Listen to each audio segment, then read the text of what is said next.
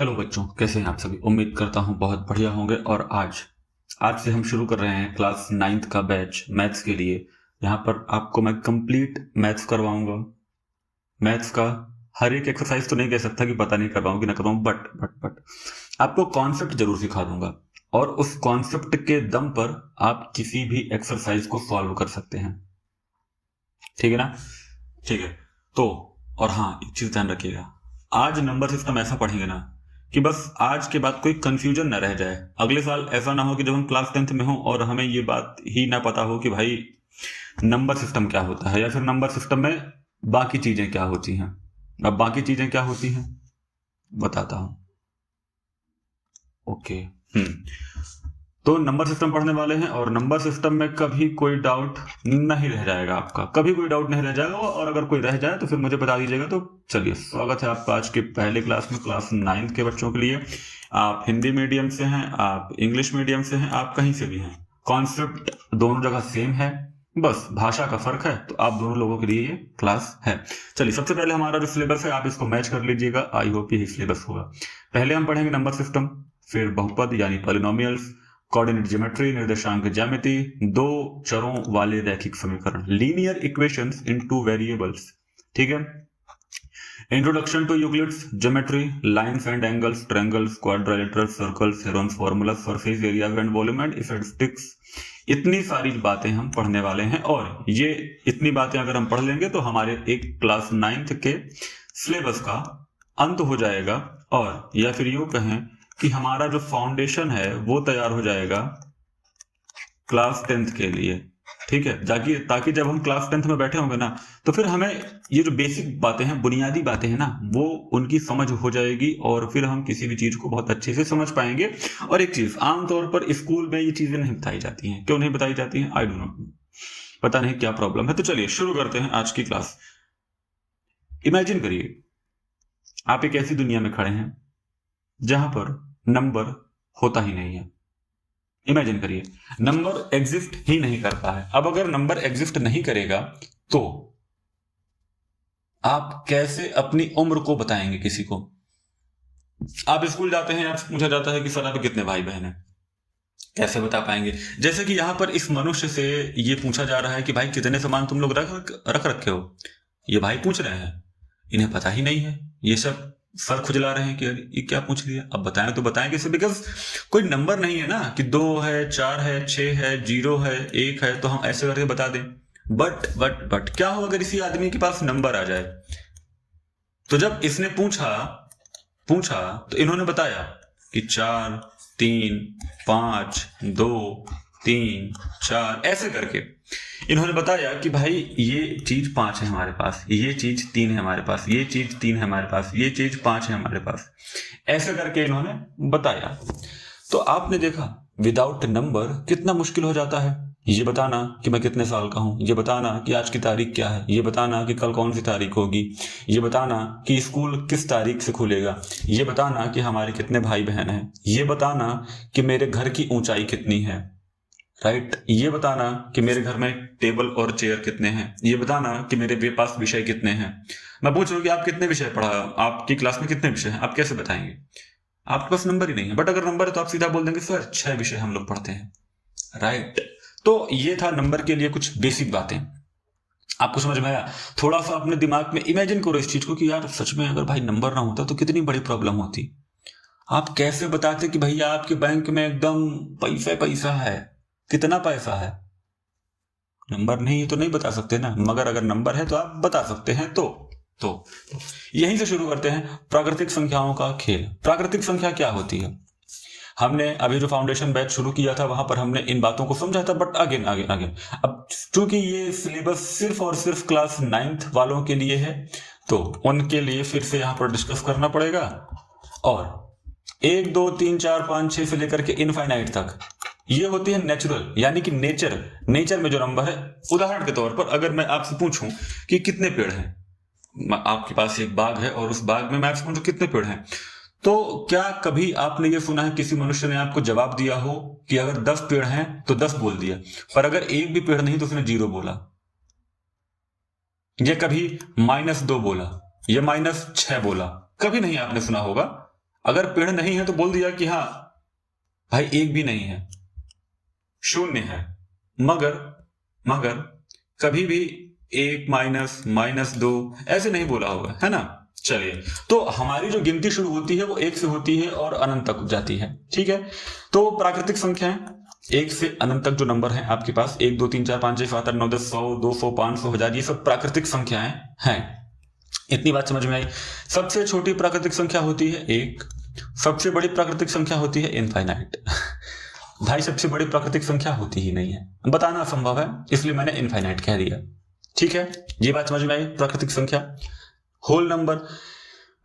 अच्छा, प्राकृतिक संख्या को डिनोट कैसे करते हैं? अगर कहीं पर आपको n लिखा मिल जाए, कैपिटल N, तो आप ये समझ जाइएगा कि दैट मीन्स प्राकृतिक संख्या। चलिए, पूर्ण संख्या को हम लोग W से डिनोट करते हैं, और इस फैमिली में 0 1 2 3 और फिर लगातार इनफाइनाइट तक, ठीक है। होल नंबर किसे कहते हैं?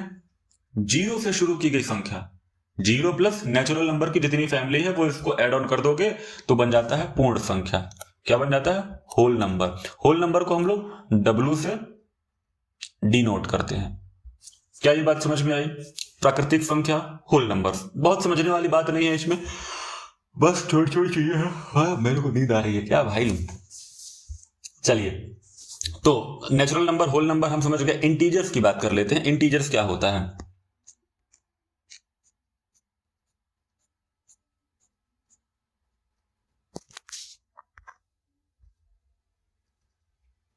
चलिए, इंटीजर्स को हम लोग किससे दिखाते हैं? Z या I से। अब इसको मैं एक ब्रैकेट में लिख देता हूं, -3 -2 -1 0 1 2 3। ये सभी हो गए इंटीजर्स। ये होते हैं आपके निगेटिव, इनको हम दर्शाते हैं Z माइनस से। ये हो गए आपके पॉजिटिव, Z प्लस से। और 0 ना तो प्लस होता है ना ही माइनस होता है, ठीक है। ये होते हैं आपके इंटीजर्स, माइनस वाले भी, प्लस वाले भी और 0 भी, ठीक है। जहां पर Z माइनस लिखा हो समझ जाना कि वो निगेटिव इंटीजर है, ठीक है। हिंदी में बोलते हैं नकारात्मक पूर्णांक। जहां पर माइनस ना लगा हो माने कि प्लस लगा हो तो समझ जाना, या फिर Z प्लस लिखा हो तो ये बात समझ जाना कि वो पॉजिटिव इंटीजर है, माने कि सकारात्मक पूर्णांक। इंटीजर वाली बात क्लियर है? इसमें बहुत कठिन बात नहीं है, देखो, ठीक है। माइनस लगा तो नकारात्मक, प्लस लगा तो सकारात्मक। 0 में न प्लस होता है न माइनस होता है, और इन सब को अगर कंबाइन कर दूं, माइनस प्लस सभी नंबर्स, तो वो बन जाते हैं पूर्णांक, है ना, ठीक है। अच्छा, अगर मैं पूछूं कि पूर्णांक की जरूरत क्यों पड़ी? हमारे पास 0 था, 1 2 3 हो गया,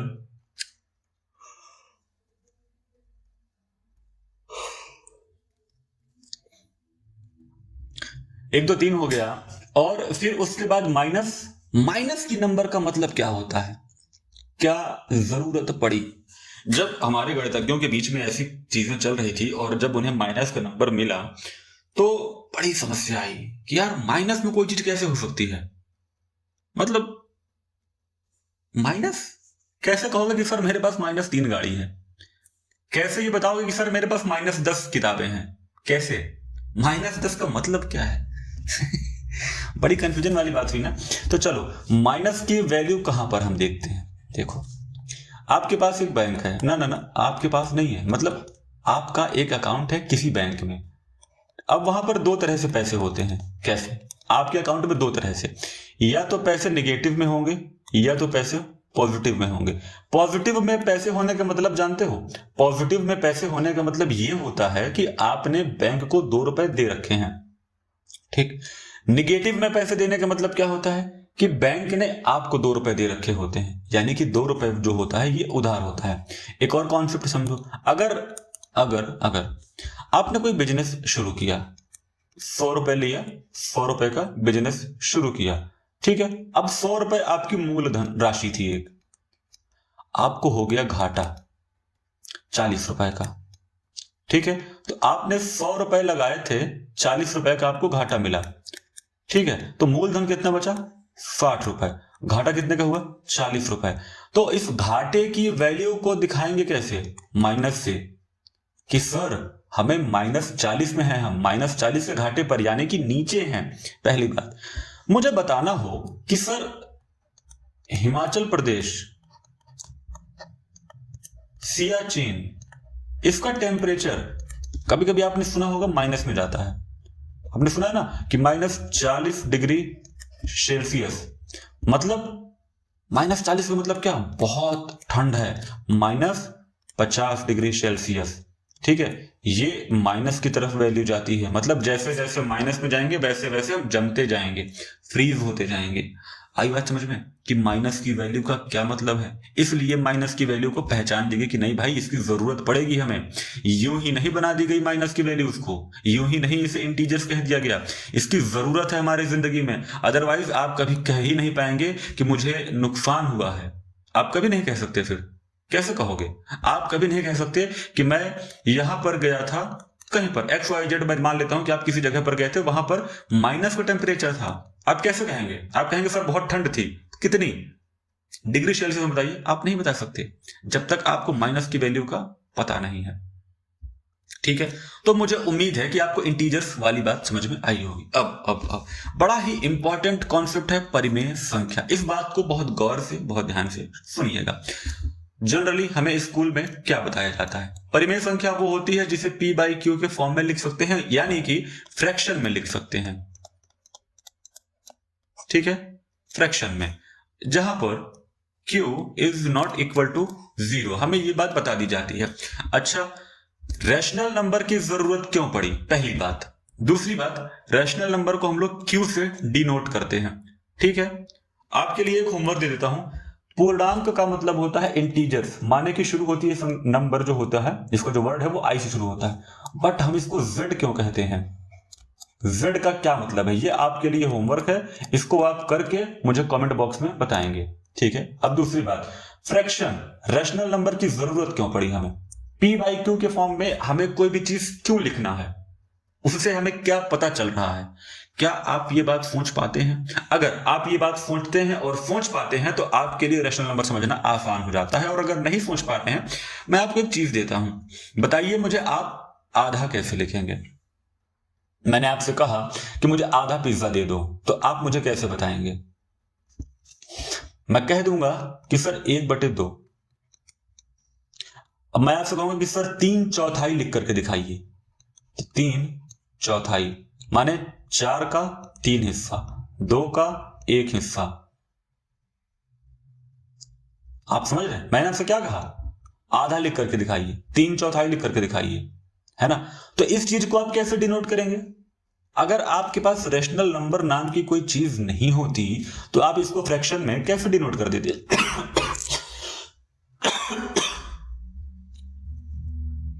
बताइए, नहीं कर पाते ना? चलिए, इसलिए हमें रैशनल नंबर की जरूरत पड़ी, ताकि अगर हमें फ्रैक्शन वाली वैल्यूज की जरूरत पड़े तो हम उसको फ्रैक्शन में लिख सकें, P/Q के फॉर्म में लिख सकें, और जहां पर Q बराबर 0 नहीं होना चाहिए। इतनी बात समझ में आई? अच्छा ठीक है, अब Q is a set of P/Q fraction, Q is a set of fraction of P/Q where Q and P is belongs to integers, इसके बाद क्या था भाई?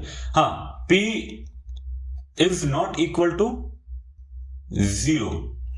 ठीक है, ये होता है आपका रैशनल नंबर। अगर आपसे कोई पूछे कि रैशनल नंबर मतलब क्या, तो आप इस बात को वहां पर लिख दीजिएगा।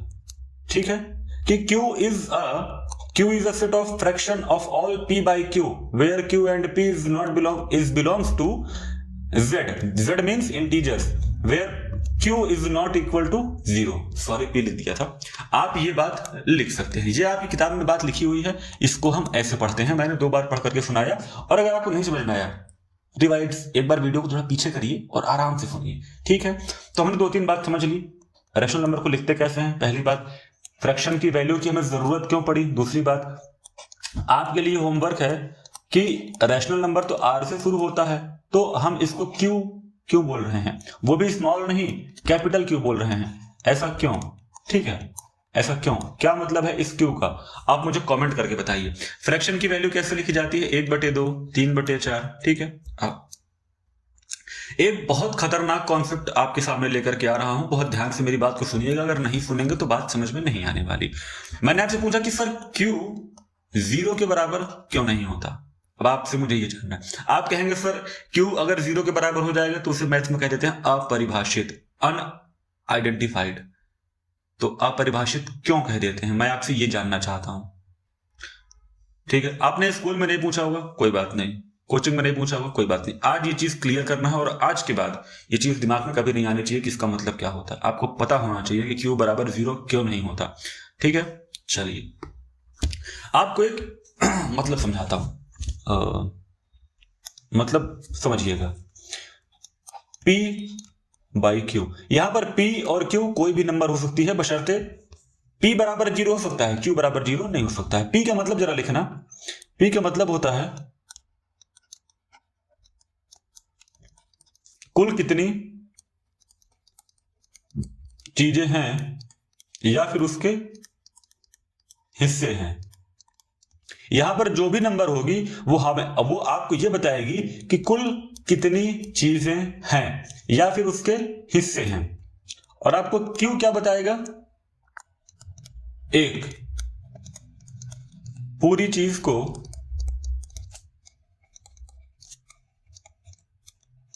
कुल कितने भागों में बांटा गया है।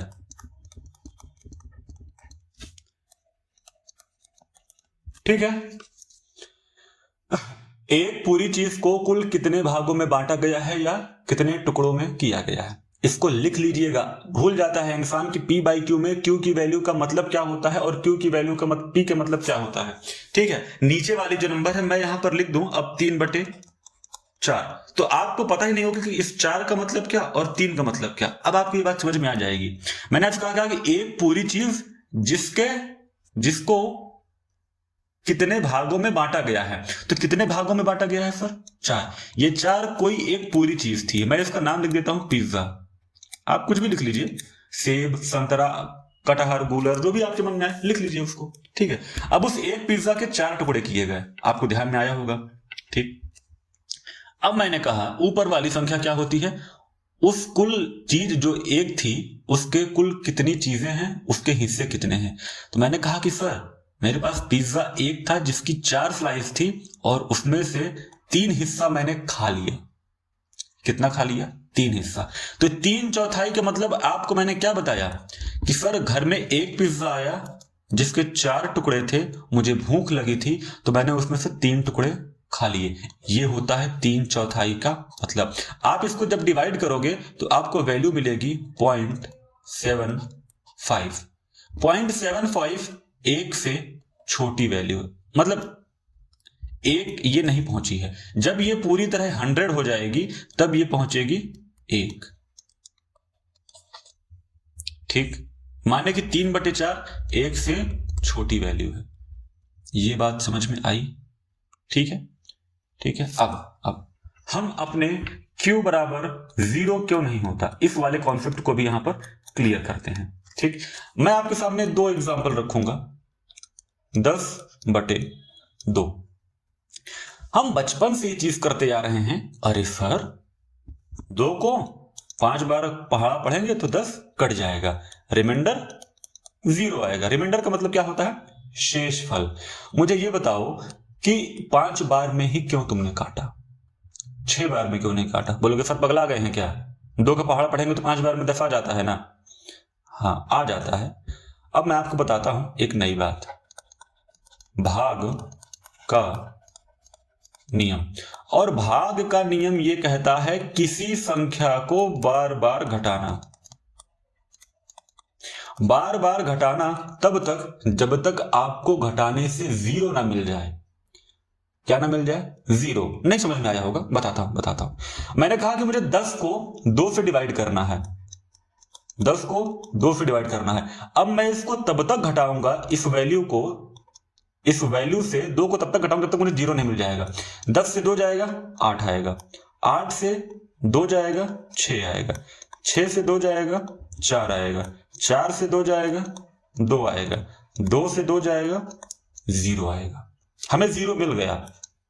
कब? जब नीचे 0 नहीं था, जब q बराबर 0 नहीं था और ऊपर 10 था। आपने देखा 1 2 3 4 5, 5 बार में हमें 0 मिल जाएगा, इसलिए हमने इसको 2 पंचे 10 किया। भाग का नियम कहता है कि बार बार घटाना तब तक जब तक कि 0 न मिल जाए। अब ये बात समझ में आई? भाग ऐसे नहीं कर देते हो कि 2 पंचे 10, 2 धाम में 20। उसके पीछे का लॉजिक होता है, उसको आप घटा रहे होते हो बार बार। कितने बार घटाए? 10 बार घटाए। यहां पे आपको जो डायरेक्ट वैल्यू मिल गई 5, इसका मतलब है कि आपने 10 में 2 को 5 बार घटाया है और तब जाकर के आपको रिमाइंडर 0 मिला है। तो रिमाइंडर कितना मिल गया? 0, माने कि ये वैल्यू पूरी तरह कट गई। अब एक और उदाहरण लेता हूं। अब यहां पर 0 रख करके देखते हैं। मैंने रखा 5/0। अभी मैंने आपको समझाया कि भाग का नियम कहता है कि बार बार घटाना। तो हम 10 में से 2 को घटा रहे थे यहां पर, जरा यहां पर 5 में से 0 को घटाना, तो क्या मुझे किसी भी स्टेप पर 0 मिल जाएगा? करके देख लेते हैं। आप लोग तो समझदार हैं, तो मुझे बताइए कि 5 में से 0 जाएगा तो कितना आएगा? 5 आएगा। अच्छा, फिर से कर लेते हैं। अरे फिर से 5 आ गया। फिर से एक बार करते हैं। अरे फिर से 5 आ गया। साहब, कंडीशन ये थी कि हमें 0 मिलना चाहिए किसी एक स्टेप पर, मगर यहां तो स्टेप फॉलो ही नहीं कर रहा है। फिर से जरा घटाओ। अब अगर मैं लिख दूं अपरिभाषित, तो इसमें कोई बुरी बात नहीं होगी और आपको यह समझ में आ गया होगा कि q बराबर 0 क्यों नहीं रखूंगा। अगर q बराबर 0 रख दूंगा ना तो कभी मुझे 0 मिलेगा ही नहीं, और मुझे तो 0 चाहिए ना। मान लो यहां पर 100 लिखा है, नीचे मैंने 10 लिख दिया, तो मुझे इस वैल्यू को काटने के लिए क्या चाहिए? 10 बार, और रिमाइंडर 0 चाहिए, तभी तो। और अगर मैं 0 रख दूंगा, 0 से 5 को डिवाइड करो, क्या डिवाइड करो बताओ?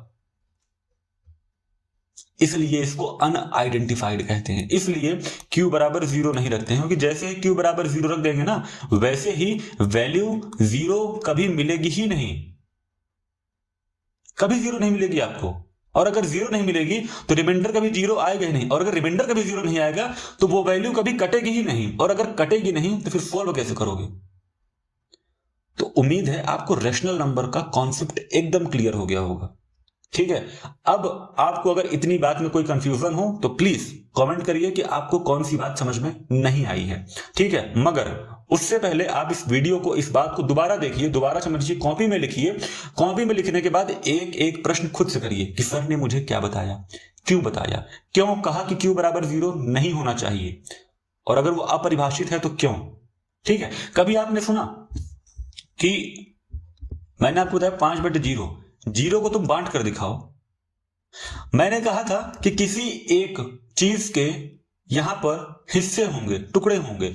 अगर मैं टुकड़े ना भी करूं तो वो एक चीज तो पूरी है ना। मान लो मैंने पिज्जा खरीदा और उसके मैंने 4 टुकड़े करने थे, तो मैंने नीचे 4 लिख दिया था। मैं 4 टुकड़े ना भी करूं, इसके 4 टुकड़े ना भी करूं, तो भी तो ये एक पूरा पिज्जा बचा हुआ है ना सर। तो नीचे तो 1 आना चाहिए ना, 0 कैसे आ जाएगा? कभी सुना आपने 0 चीज होती है? 0 रोटी खाया है मैंने, 0 पिज्जा मेरे घर में आया था, 0 समोसा मैंने खाया है, नहीं होता ना सर। इसलिए q बराबर 0 नहीं होगा फ्रैक्शन में। Got it? चलिए, आपको मैं कुछ एक छोटी सी इमेज दिखाता हूं परिमेय संख्या से जुड़ी हुई। और दूसरी बात, परिमेय संख्या का संख्या रेखा पर निरूपण। तो संख्या रेखा क्या होती है? यहां पर लिखा हुआ है, संख्या रेखा एक सीधी रेखा होती है आमतौर, ठीक है, जिस पर संख्याओं को क्रम से बाएं से दाएं दर्शाया जाता है। यह है संख्या रेखा। ठीक है, अब इसमें अनंत तक नंबर जाती है, जहां तक आपको लेकर के जाना हो। यह है बीच का तराजू, जो बैलेंस करता है इधर और इधर की चीजों को। माने एक तराजू लीजिए, तराजू के एक तरफ प्लस वाली नंबर होती है, तराजू के एक तरफ माइनस वाली नंबर होती है। ठीक है, दाएं ओर संख्या बढ़ती जाती है, मतलब आप इधर जाएंगे तो संख्या हमेशा पॉजिटिव में जाएगी, और आप इधर जाएंगे तो संख्या हमेशा निगेटिव में जाएगी। ये होती है संख्या रेखा। ठीक है, परिमेय संख्या क्या होती है मैंने आपको बताया, जिसको p/q के फॉर्म में लिखा जाए, q बराबर नहीं होता 0 के। और ये चीज आज मैंने आपको क्रिस्टल क्लियर कर दी है। ठीक है, -3/2, 4/5, -2/3, 3 -1, ये सब क्या है? परिमेय संख्या है। परिमेय संख्या को संख्या रेखा पर दर्शाने की जरूरत क्यों है? ये बात आप पढ़िए और समझिए और अपनी नोट्स में जरूर लिखिएगा। अब 3/4 अभी मैंने संख्या ली थी, अगर मुझे इसे नंबर लाइन पर दिखाना है, 3/4 का मतलब क्या होता है? 0.75। एक और बात, यहां पर लिखी है कि नहीं लिखी है? हाँ लिखी होगी कहीं, ये है। ये बात को जरूर आप ध्यान रखिएगा। ये बात ये है कि परिमेय संख्याएं संख्या रेखा पर घनी यानी कि डेंस होती हैं, अर्थात दो परिमेय संख्याओं के बीच हमेशा अनंत परिमेय संख्याएं होती हैं। इस बात को नोट कर लीजिएगा क्योंकि कई बार आपसे क्वेश्चन पूछ लिया जाता है, मे भी आपके एग्जाम में ये क्वेश्चन पूछ ले कि दो रैशनल नंबर, दो परिमेय संख्याओं के बीच कितनी संख्या होती है। ऑप्शन में आ जाएगा 3, 4, 5, 6, 7, 8, 9, कुछ भी आ सकता है और उस वक्त एक ऑप्शन दे दे कि अनंत, इनफाइनाइट, तो आपका जवाब होना चाहिए इनफाइनाइट। क्यों? क्योंकि एक दो नंबर के बीच में बहुत सारी नंबर्स होती है। अभी आपको दिखाता हूं मैं, ठीक है। ये उदाहरण है, यहां पर निष्कर्ष लिखा हुआ, कर लीजिएगा। तो अब 3/4 को नंबर लाइन पर, ये मैंने नंबर लाइन लिखी है, बीच में क्या है? 0, इधर क्या जा रहा है? नेगेटिव के नंबर, और इधर क्या जा रहा है? पॉजिटिव के नंबर। 3/4 पॉजिटिव में था तो हम इधर की तरफ बढ़ेंगे। 1/4 का मतलब क्या होता है? 0.25, 0.5, 0.67, लगभग 2/3 का मतलब होता है। अब हम 1 से आगे आ गए हैं, ठीक। 1 से थोड़ा सा और आगे जाएंगे तो हमें मिलेगा 3/4। ये रहा आपका 3/4, 0.75, ठीक है। बात समझ में आई? 1 के बाद 1 के 4 टुकड़े हमने करे और 4 टुकड़े करने के बाद हम तीसरे स्टेप पर जाकर के बैठ गए, तो 3/4 हो गया। क्लियर है? नीचे 4 है, 4 का मतलब 1 होता है, ये बात ध्यान रखना, मैंने अभी आपको बताया था। 2 आ गया, 2 की शुरुआत है तो नीचे देखो 2 हो गया, ठीक है। अब आगे जाओगे तो और ऐसे ही चीजें आपको मिलती जाएंगी जितना नंबर लाइन में आगे जाओगे, और 2 से 3 के बीच में अनंत संख्याएं होती हैं। ये पॉइंट में है ना, पॉइंट, पता नहीं कितनी संख्या होती है, एकदम गिन नहीं सकते, फिर अनंत है ना, तो कैसे गिनोगे, ठीक है। ये कॉन्सेप्ट समझ में आया? एक और एग्जाम्पल आपको देता हूं। ये आपकी बुक का एग्जाम्पल है, लिखा है 2 सही 3/8 को संख्या रेखा पर दिखाना। ये बहुत आसान सा कॉन्सेप्ट है, इसको आप आसानी से समझ सकते हैं।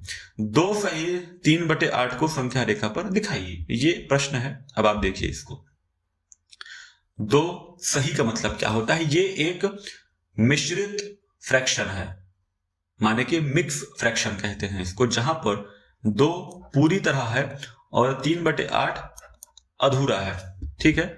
2 पूरा यानी 2 + 3/8, ठीक है। क्यों दिखाते हैं संख्या रेखा पर? जरूरत क्या है?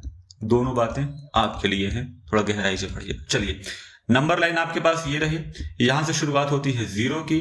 अब हमने कहा था कि 2 सही मतलब कि 2 वैल्यू जो है पूरी है, तो यहां 0 से शुरू करेंगे और 1 तक जाएंगे तो 1 पूरा मिला, यहां से जाएंगे तो हमें 2 पूरा मिला, तो 2 तो पूरा हो गया। अब 3/8, ये है 3 और ये है 2, इसके बीच में 8 डिवाइड कर दो, माने एक चीज के 8 टुकड़े, याद है ना, एक चीज के 4, तो उसी एक चीज के हमने 8 टुकड़े किए। कितने? 1, 2, 3, 4, अब ये 8 टुकड़े किए। 8 टुकड़े में तीसरा स्थान कौन सा है? पहला, दूसरा, तीसरा। यहां आपको मिल जाएगा 3/8, 8 टुकड़े का तीसरा हिस्सा। बात समझ में आई? पिज्जा वाली बात। तो हमने इसको लिख दिया 2 सही 3/8। बात क्लियर हुई? अब यहां पर और कुछ एग्जांपल्स लिखे हुए हैं, उसी को और गहराई से दिखाया गया है, समझाया गया है, ठीक है। तो उम्मीद करता हूं आपको रैशनल नंबर का कॉन्सेप्ट एकदम से क्लियर है, कोई डाउट नहीं होगा इसमें। अब चलते हैं आगे। हाँ, अगली बात है हमारे पास परिमेय संख्याओं का सरलतम व समतुल्य रूप। ये दोनों बातें लगभग एक जैसी होती हैं। जरा सुनना मेरी बात को ध्यान से।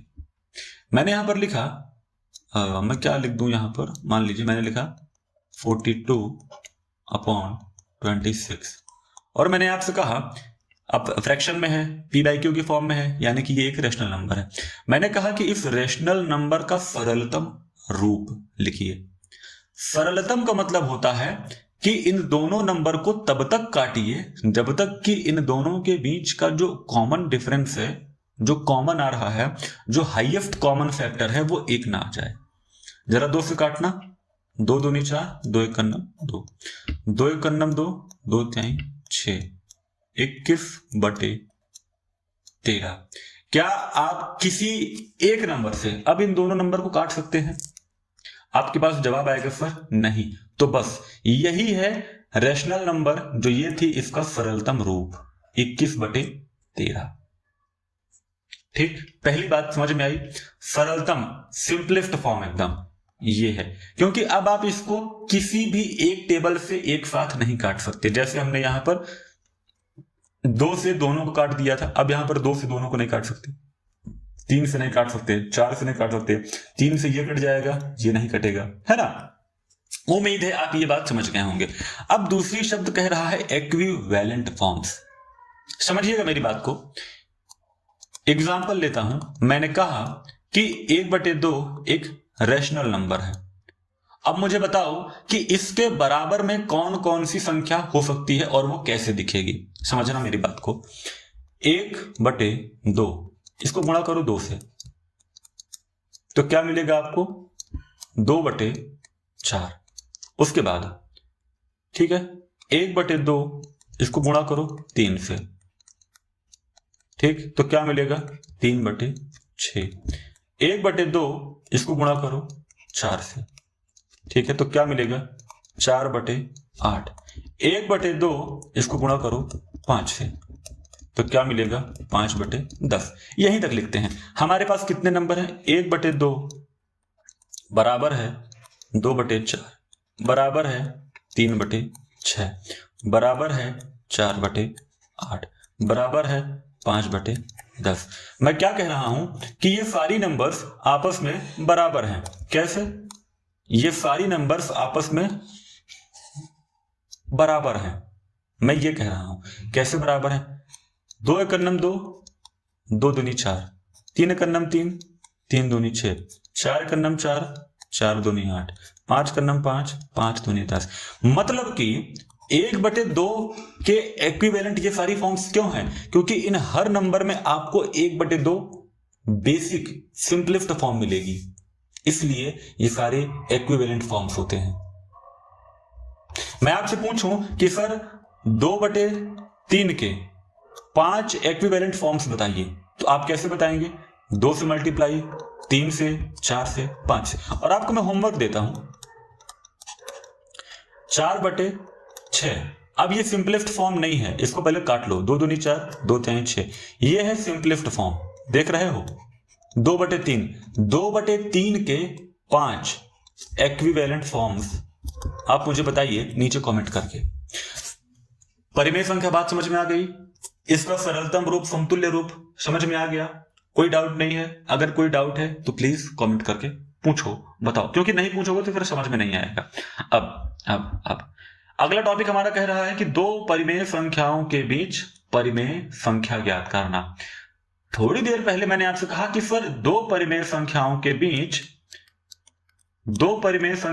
बीच अनंत संख्या होती है, मैंने आपसे ये कहा। तो फिर ये लॉजिक कैसे आ गया कि 2 परिमेय संख्याओं के बीच हम परिमेय संख्या निकाल लेंगे? है, इसका रास्ता है, और इसके बाद आपको 3 रास्ते बताऊंगा, ठीक है? 3 रास्ते। तो फिर चलें शुरू करें। पहला रास्ता क्या कहता है कि जब कोई सवाल मुझसे ये कहे कि केवल एक परिमेय संख्या ज्ञात करना है, केवल एक, तो हम कैसे निकालेंगे? औसत विधि से। एक फॉर्मूला लिखिए, 1/2 ब्रैकेट में x प्लस y, इसको आप लिख लीजिए, ये एक फॉर्मूला है। औसत विधि का मतलब क्या होता है? औसत, एवरेज, एवरेज जानते हैं ना?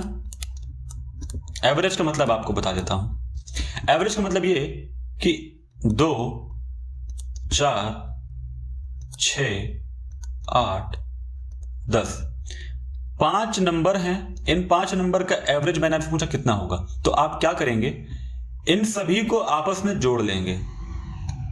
क्या करेंगे? जोड़ लेंगे। 10, 8, 18, 18 2 20, 6 26 और 4 30, ठीक। और जितने नंबर हैं, कितने हैं?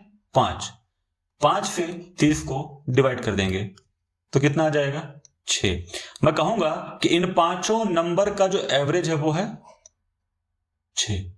ठीक है, ये होता है एवरेज। ठीक, बाकी हम एवरेज वाले चैप्टर में जो फाउंडेशन बैच है उसमें हम पढ़ेंगे कि एवरेज बहुत डिटेल से पढ़ेंगे दोस्त, एकदम डिटेल से। ठीक है, तो अभी के लिए आप ये फॉर्मूला लिखिए। इस फॉर्मूले का यही मतलब है कि जो भी नंबर है उनको आपस में जोड़ करके 2 से डिवाइड कर देना। ठीक है, अब मैंने कहा कि जब केवल एक परिमेय संख्या ज्ञात करनी हो। अब यहां से सिर्फ मैं आपको कॉन्सेप्ट सिखाऊंगा, और जैसे ही कॉन्सेप्ट सिखाऊंगा आपको अपने जो भी प्रश्नावली है, जो भी एक्सरसाइज है, वहां पर जाकर के आपको इसे अप्लाई करना है कि देखूं क्या ये कॉन्सेप्ट काम कर रहा है कि नहीं, और काम करेगा। सुनना, मैंने उदाहरण दिया, एग्जाम्पल 2/3 और 5/7। ठीक, मैंने आपसे पूछा कि 2/3 और 5/7 के बीच में एक परिमेय संख्या निकालकर दिखाइए। ठीक, तो फिर हमने इस पहली वाली वैल्यू को x मान लिया और इसको y मान लिया। x बराबर 2/3, y बराबर 5/7। ऑप्शन देखो, क्वेश्चन में ऐसे ही लिखा होगा, तो परेशान मत हो जाना। इसको x मान लेना, इसको y मान लेना। अब इसको फॉर्मूला पर रखो। फॉर्मूला कहता है 1/2 ब्रैकेट में x की वैल्यू क्या है 2/3 प्लस बीच में है 5/7। ठीक, अब मैं ये उम्मीद करता हूं कि आपको ये बेसिक बात पता होगी कि यहां पर एडिशन कैसे होगा। ठीक, जब मैं एडिशन करूंगा तो ये आएगा, मल्टीप्लाई करूंगा बीच में 3 सते 21, ऊपर आएगा कितना आएगा ये जाएगा 3 सते 21 और यहां पर आएगा 14 और यहां पर आएगा 15। ठीक है, उसके बाद जब मैं इसको ऐड करूंगा तो ये बन जाएगा 29 और नीचे बन जाएगा 2 से 21 को मल्टीप्लाई करो 42। ये 21 कैसे आया, मैंने 3 और 7 का एलसीएम लिया है। एलसीएम कैसे लेते हैं, 3, 7, 3 एकन्नम 3, 7 एकन्नम 7, इन दोनों का आपस में मल्टीप्लाई कर दोगे तो 21 आया। ठीक है, अब एलसीएम निकालने के और भी तरीके हैं। फाउंडेशन बैच में जब हम एलसीएम एचसीएफ पढ़ेंगे तो वहां पर हम इसको और डिटेल में डिस्कस करेंगे। ठीक है, और वहां से जब आप एलसीएम एचसीएफ निकालना सीख जाएंगे ना भाई गॉड, आपको ये करना पड़ा ना, ये नहीं करना पड़ेगा। मतलब बहुत बड़े नंबर आ जाए तो एक अलग बात है, बट नहीं तो ऐसे नहीं करना पड़ेगा। और प्रैक्टिस अगर आपने करी तो फिर मजा आ जाएगा। तो हमने 21 ले लिया एलसीएम लेने के बाद ऊपर 14 कैसे आया, 3 से 21 को डिवाइड किया तो कितना मिला 3 सते 21 और 7 मल्टीप्लाई बाई 2 तो कितना आया 14। यहां पर 7 से 21 को मल्टीप्लाई किया, डिवाइड किया सॉरी, तो 3 आया और 3 से 5 को मल्टीप्लाई किया तो 15। ठीक है, और 15 और 14 को जोड़ेंगे तो 29 आएगा और 21 2 जा 42। अब यहां पर 29 आया था, 29 का 1 में मल्टीप्लाई करते तो 29 ही आता, तो 29/42 यानी कि 2/3 और 5/7 के बीच में जो एक परिमेय संख्या निकालनी थी वो परिमेय संख्या हमारे पास है क्या 29/42। क्या पहला कॉन्सेप्ट समझ में आया कि एवरेज मेथड से कैसे आप 2 फ्रैक्शन या 2 रैशनल नंबर के बीच एक रैशनल नंबर फाइंड आउट कर सकते हैं। ये बात समझ में आई। चलिए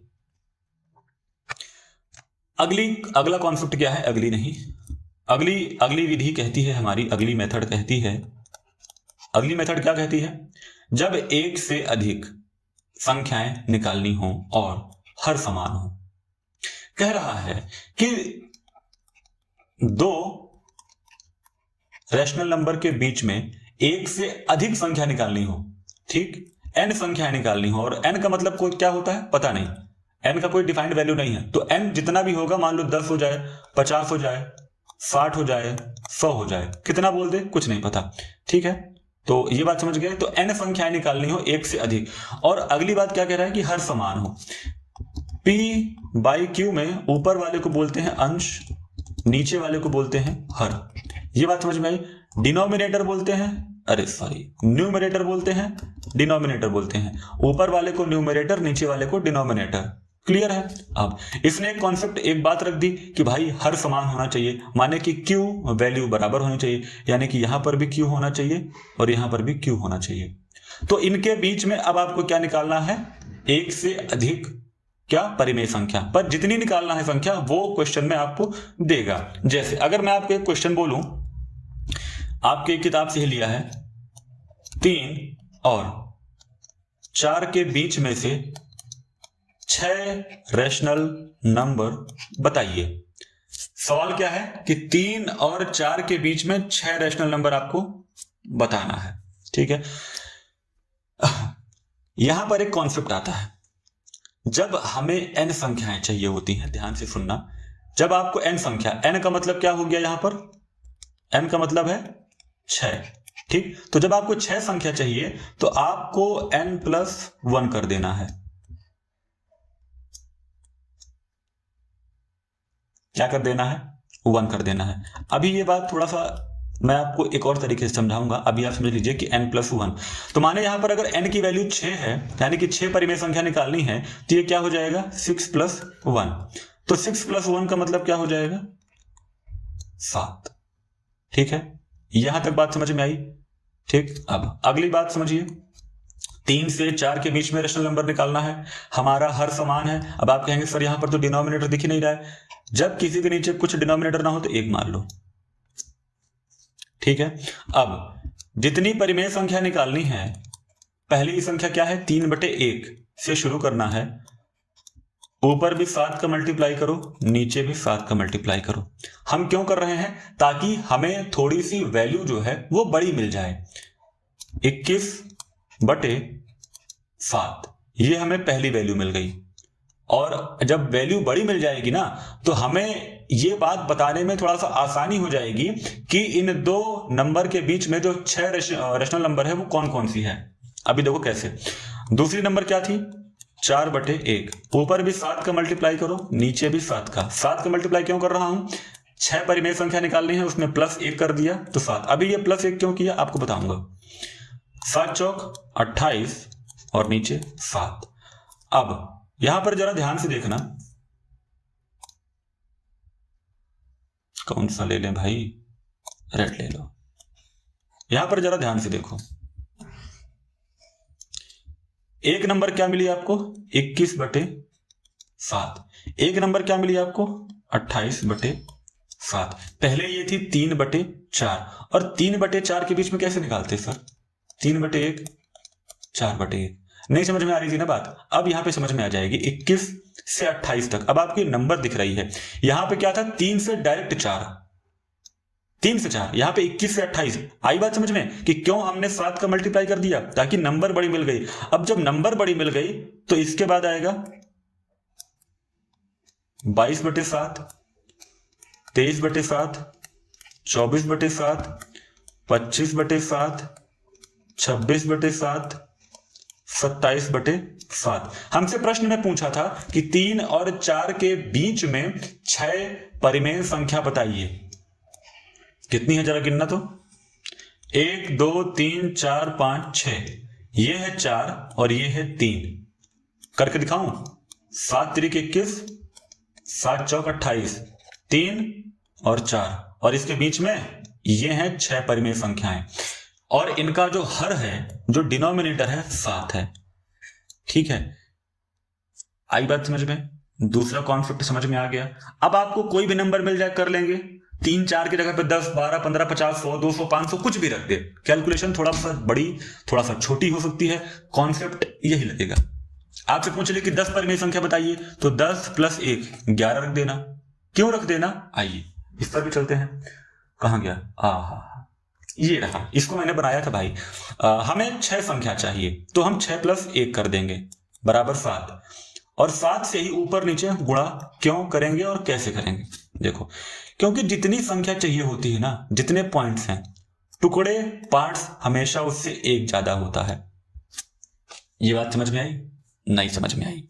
चलो, यहां पर लिखा है 3, इस पॉइंट पर लिखा है 4। ठीक, हमें इस रस्सी के बीच में 6 बराबर दूरियों पर चिन्ह पॉइंट्स लगाने हैं, ताकि हमें 6 नई संख्या मिल सके। हमें क्या करना है, 6 पॉइंट लगाने हैं। ठीक है, पहला स्टेप 1 पॉइंट, दूसरा, तीसरा, चौथा, पांचवा, छठवां, ये छठवां सातवां क्यों लग गया। ठीक है, हमें 6 पॉइंट लगाने हैं। अब अभी इसका कॉन्सेप्ट बताऊंगा कि ये कैसे हो गया। 3 और 4। अब आपसे कहा गया कि रस्सी को बराबर भागों में बांटो 3 से 4 तक। 1 2 3 4 5 6 7 8। ठीक है, इसने 7 भागों में काट दिया। 1 2 3 4 5 6 7। देखो 7 पॉइंट रखा है, काट दो जरा एक पॉइंट को। 1 पॉइंट, 2 पॉइंट। अब देखो मैं आपको बताना क्या चाह रहा हूं। आपने एक रस्सी ली, रस्सी में 1 पॉइंट टिक किया, दूसरा, तीसरा, चौथा, पांचवा, छठवां, आपने 6 पॉइंट टिक किए। तो आपको कितने टुकड़े मिलेंगे, मैं आपसे ये पूछना चाह रहा हूं। 1 मिलेगा, 2 मिलेगा, 3 मिलेगा, 4 मिलेगा, 5 मिलेगा, 6 मिलेगा, 7 मिलेगा। आप जब एक बड़ी सी रस्सी आज लेना, उसमें 6 पॉइंट काटना और 6 काटोगे तो आपको 7 मिलेगा। 6 काटोगे तो 7 मिलेगा। ठीक है, ये बात समझ में आई। इसलिए ये जो 7 मिलेगा, ये 6 में तो लिखा नहीं है, इसलिए हम 1 जोड़ देते हैं। क्योंकि 6 बार टुकड़े किए तो मिलनी चाहिए वैल्यू 7, यहां पर लिखी है 6, इसलिए +1 किए। 8 बार काटोगे। अब मान लेता हूं कि जैसे यहां पर इसने 7 पॉइंट लगा रखे हैं। ठीक है, इस इमेज में 7 पॉइंट हो गए। बनाता हूं कभी कभी यार इमेज, तो थोड़ा बहुत गड़बड़ी हो जाती, समझना। इसने कितने पॉइंट बनाए हैं? 7। अब एक रस्सी के 7 टुकड़े करो। ठीक है, तो देखो तुम्हें 8 मिलेगा। 1 2 3 4 5 6 7। मैंने एक रस्सी को 7 बार काटा तो मुझे 1 टुकड़ा मिला 3 से यहां तक। 1 2 3 4 5 6 7 8। कितना मिला? तो जब अगर वैल्यू आपको 7 दी जाती तो 7 + 1 करता, माने कि 8। अब आपको क्या ये बात समझ में आई कि मैंने 1 प्लस क्यों किया था, n+1 क्यों किया था? यदि किसी रस्सी के बीच में n पॉइंट लगाने हैं, n पॉइंट का मतलब कोई भी 6 संख्या, 7 संख्या, 8 संख्या, तो उस रस्सी को कुल n+1 बराबर टुकड़ों में काटना पड़ता है। n+1 माने 6 बार टिक करेंगे तो 7 बार कटेगी। ठीक है, 3 बार काटोगे तो 4 टुकड़े मिलेंगे, 2 बार काटोगे तो 3 टुकड़े मिलेंगे। और देखो यहाँ पे टुकड़े कितने किया, इसको 4 कर लो। 1 बार काटोगे तो 2 टुकड़े मिलेंगे, है ना। अरे एक रस्सी को लोगे, बीच से काटोगे तो 2 टुकड़े मिल जाएंगे ना। अब ये सारी बात तो समझ गए होंगे। तो मुझे उम्मीद है कि अब आप ये वाला कॉन्सेप्ट समझ गए होंगे कि n+1 मैंने क्यों किया था। बहुत बेसिक से बता रहा हूं मेरे दोस्त, और बहुत आराम से समझना। हो सकता है कोई कॉन्सेप्ट मिस हो जाए, हो सकता है बोरियत लगे, मगर हम यहाँ पर सीखने बैठे हैं और थोड़ा सा बोरियत लग सकती है, क्योंकि पढ़ाई में यार थोड़ा सा, मगर आपको मजा बहुत आने वाला है। क्यों? क्योंकि आपके छोटे छोटे जितने कॉन्सेप्ट हैं सब कुछ एकदम धुआं धुआं हो जाएंगे, एकदम मजा आ जाएगा। और चलिए अब हमारा तीसरा अगली मेथड आता है। अगली मेथड क्या कहती है? अगली मेथड कहती है कि डी, अंतर्विधि। जब हर अलग हो। आपके दिमाग में एक क्वेश्चन आना चाहिए था, सर आपने हर सेम है तो एक विधि बता दी, 2 रैशनल नंबर के बीच एक वैल्यू निकालनी है तो बता दी। अगर नीचे का डिनोमिनेटर अलग हो जाए तो क्या करेंगे? तो क्या करेंगे सर? तो देखिए अंतर्विधि, अगर आपका डिनोमिनेटर अलग अलग है तो आपको अंतर्विधि अपनाना है। जब हर अलग अलग हो और बहुत सारी संख्याएं निकालनी हो, मतलब बहुत सारी संख्या भी हो और हर भी अलग अलग हो, तो यह है रामबाण विधि, इसको आप अपना लीजिए। इसका फॉर्मूला d = b - a बटे में n+1 ये होता है। इसको लिख लीजिए। d का मतलब होता है सार्व अंतर। ठीक है, b - a क्यों किया, n+1 क्या है, ये सारी बात बताता हूं अभी। अच्छा, यहां पर b बड़ा होगा a से। फिर आप पूछेंगे सर b ही क्यों बड़ा होगा? अब मेरे साथ रहते रहते सवाल पूछना तुम लोग सीख गए हो, सर a क्यों नहीं बड़ा हुआ, b क्यों बड़ा हुआ, है ना। चलो मैं वैल्यू लिखता हूं a = -6। मैं वैल्यू लिखता हूं b = -2। मुझे बताइए इन दोनों में बड़ा कौन सा है, -2 या -6? इसको समझाने के लिए मैं नंबर लाइन लेता हूं, बीच में 0 -1 -2 -3 -4 -5 -6। ठीक, अगर मैं इसी नंबर लाइन को ऐसे लिख दूं 0 -1 -2 -3 -4 -5 -6, ज्यादा पास में ये है 0 के या ज्यादा पास में ये है 0 के? बताओ, 2 बड़ा होगा या 6? 6 की गहराई 0 से बहुत ज्यादा है, 2 की गहराई बहुत पास में है, इसलिए 2 बड़ा होगा, 0 -6 छोटा होगा। ठीक है, जब आप माइनस की तरफ वैल्यू लेकर के चलेंगे तो जो छोटी नंबर होगी, डिजिट, वो बड़ी होगी। ठीक है, जो बड़ी डिजिट होगी वो हमेशा छोटी होगी, इस चीज को ध्यान रखिएगा। इसलिए हमने यहां पर किया b बड़ा होना चाहिए किससे? अरे किससे? a से। ठीक है, अब चलो एक इमेज दिखाऊं या फिर पहले सॉल्व करवा दूं? पहले दिखा देता हूं, ठीक है, ताकि आपको बात समझ में आ जाए। अब एक सीढ़ी चढ़ने का लॉजिक देखो, या फिर पहले सॉल्व कर लेते हैं भाई, पहले सॉल्व करते हैं, तब आपको ये इमेज ज्यादा समझ में आएगी। क्वेश्चन है कि 3/5 एंड 2/3 के बीच में आपको 5 रैशनल नंबर बताने हैं। 5 रैशनल नंबर है, एक से ज्यादा है, डिनोमिनेटर भी अलग अलग है। ठीक है, तो अब कैसे करेंगे? ठीक है, यहां पर a क्या है और b क्या है? चलिए, a बराबर हमने मान लिया 3/5, b बराबर हमने मान लिया 2/3 और n बराबर क्या होगा? 5।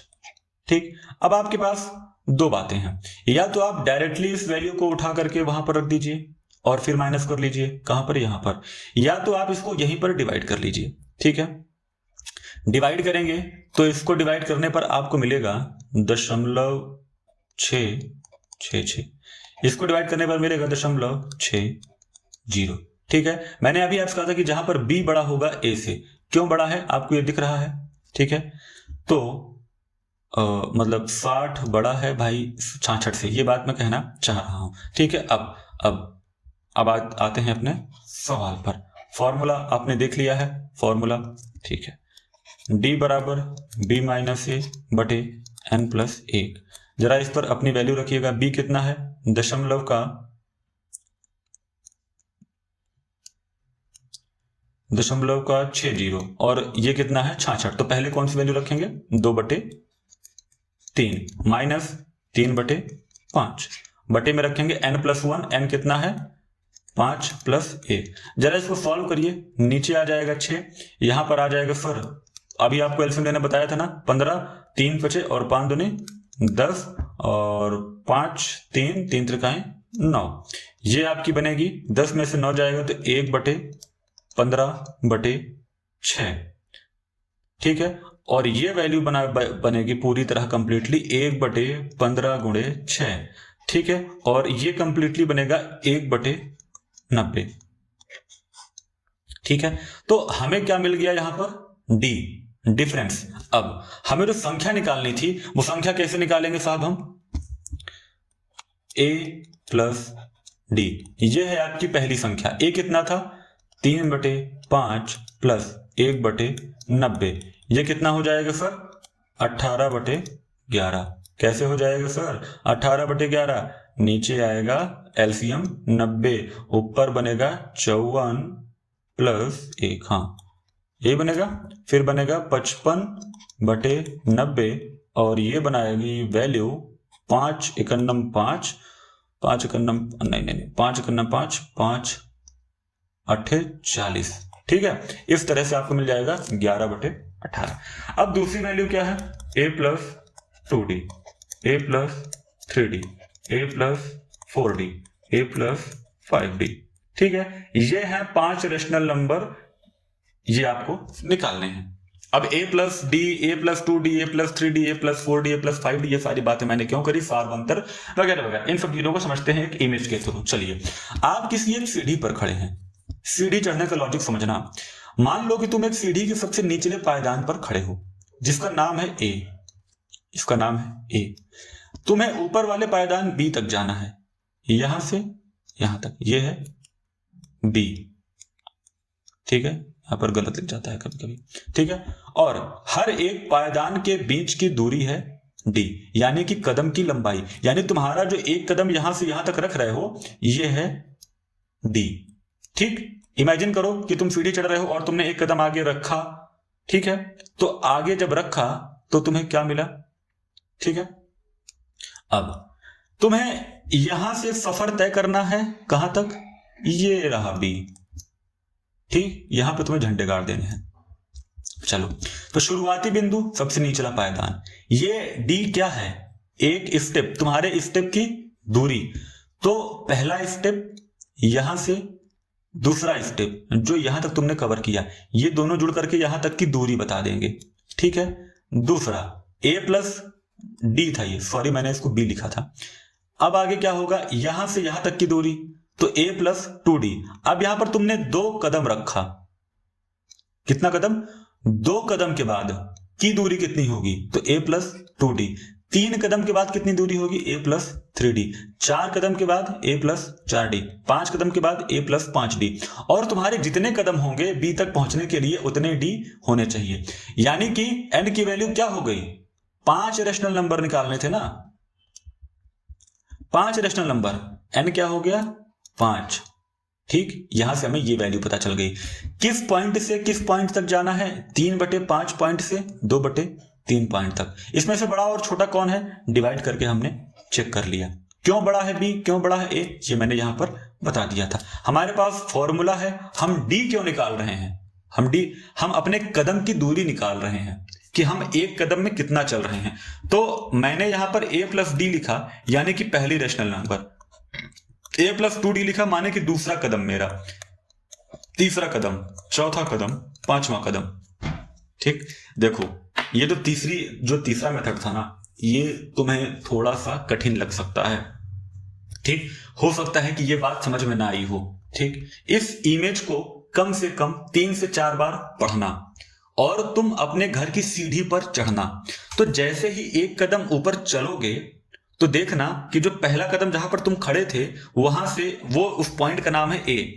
तुमने जिस अब दूसरे सीढ़ी पर कदम रखा वो उस कदम से उस दूसरे वाले सीढ़ी तक की दूरी a प्लस d डिस्टेंस हो जाएगा, ठीक है। जब तुमने दूसरा कदम वहां पर रख लिया तो तब तुम एक कदम और आगे चले तो तुम 2 कदम चल चुके ना, फिर पहला कदम दूसरा कदम, तो a बिंदु से चले थे उसमें जोड़ोगे प्लस, कितने कदम चले 2, कितना अंतर था, दूरी कितनी थी उसकी d, डिस्टेंस है ना d, अंतर, समझ रहे हो बात। तो ये पूरा होगा।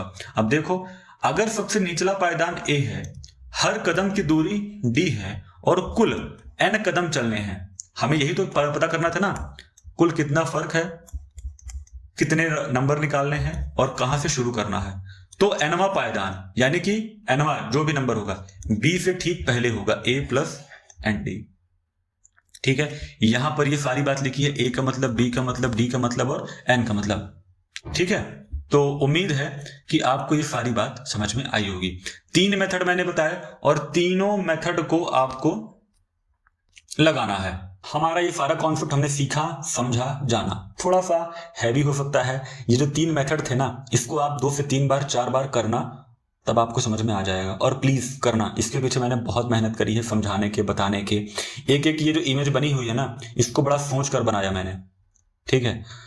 तो प्लीज मैं आपके लिए मेहनत कर रहा हूं, आप भी थोड़ा सा मेहनत करें, ताकि देखो मैं एक चीज बताता हूं, बिना एजुकेशन के आप कुछ भी नहीं कर सकते। सिर्फ और सिर्फ एक पशु बन सकते हैं, और एक पशु का काम क्या होता है, खाना और सोना और शिकार पर जाना, ठीक है। वैसा ही मनुष्य करता है, शिकार पर यानी कमाने जाता है, लाता है तो खाता है और फिर सो जाता है, और एक और काम ढेर सारे बच्चे पैदा करना। पशु का काम यही है। मगर उसके पास एजुकेशन नहीं है, आपके पास एजुकेशन है, ठीक है। एक ऑप्शन है कि आप एजुकेशन ले सकते हैं, तो एजुकेशन लीजिए और प्लीज आगे बढ़िए।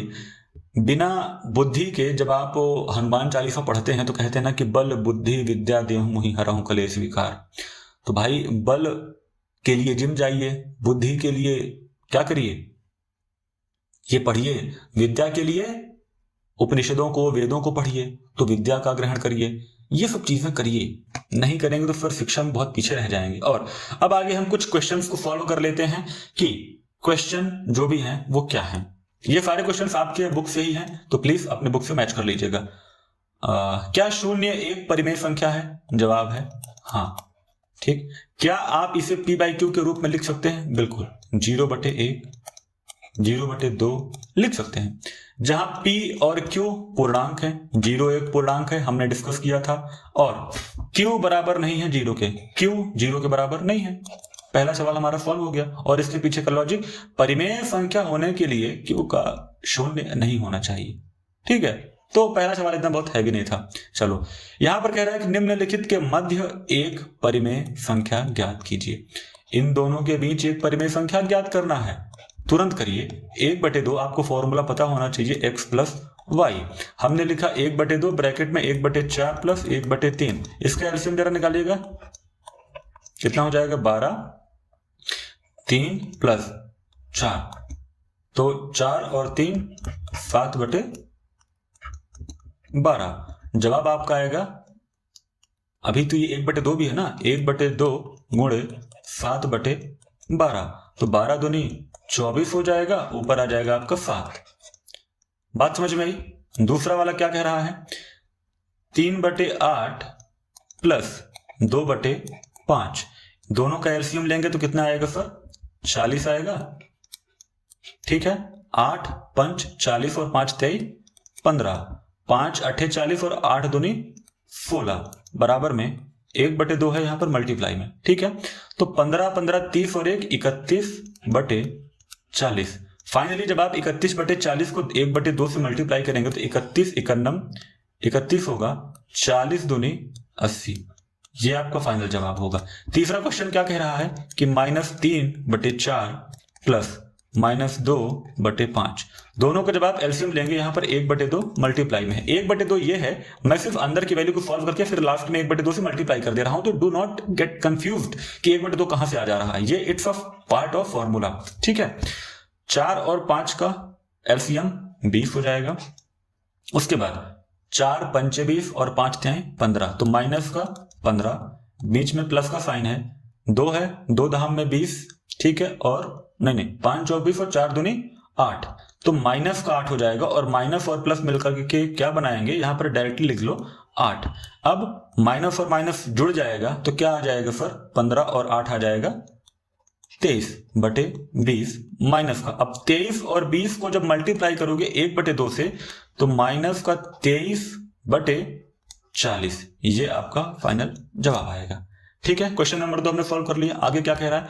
3 और 4 के बीच 6 परिमेय संख्याएं। ये क्वेश्चन हमने अभी किया है क्या? होमवर्क है भाई आपके लिए, अभी तो मैंने सॉल्व करवाया ये वाला क्वेश्चन एग्जाम्पल के तौर पर। ठीक है, चलिए सॉल्व कर लीजिए। 3/5 और 4/5 के बीच 5 परिमेय संख्या निकालनी है। आपको मैंने बताया था क्या?